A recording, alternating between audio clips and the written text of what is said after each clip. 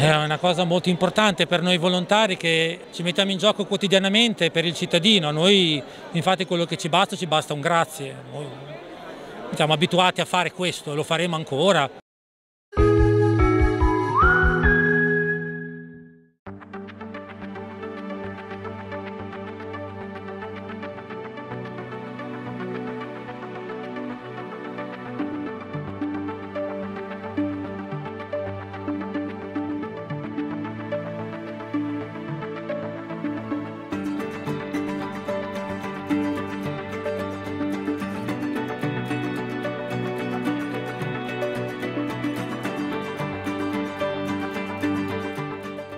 È stato fatto tutto in modo giusto, veloce, mi ha riempito proprio di soddisfazione questa cosa, per cui questa sera essere qua è più che un piacere.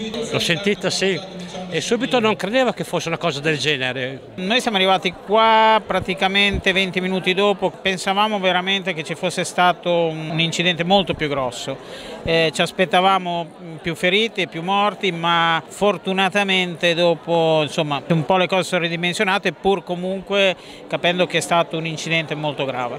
C'è stato molto senso di civiltà senza che nessuno si lamentasse per i ritardi di soccorso o quant'altro. Questa è una grande prova veramente di civiltà. È stato spaventoso, te ne rendi conto dopo un po', dopo 2 o 3 volte che rivedi le cose, rivedi le case, che rivedi gli infissi. È una cosa molto importante per noi volontari che ci mettiamo in gioco quotidianamente per il cittadino. A noi infatti quello che ci basta un grazie. Noi siamo abituati a fare questo, lo faremo ancora. Questo mese che è passato è un mese che è stato occupato in parte anche per riflettere su quello che è successo, per vedere da una parte fare una valutazione tecnica di quelle che sono state le sequenze operative e dall'altra parte anche provare a pensare come impostare proprio sulla base di questa particolare esperienza anche misure di prevenzione per quanto possibile.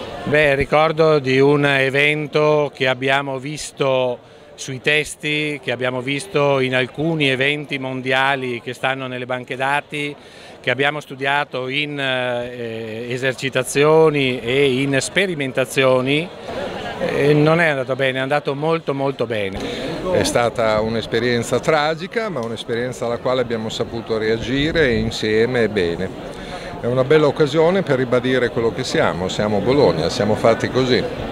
C'è da completare i lavori, che mi pare stiano rispettando i tempi, e c'è da ultimare i rimborsi alle famiglie per le case e per le attività negoziali. Anche questi sono a buon punto e ormai direi che siamo addirittura d'arrivo su questo.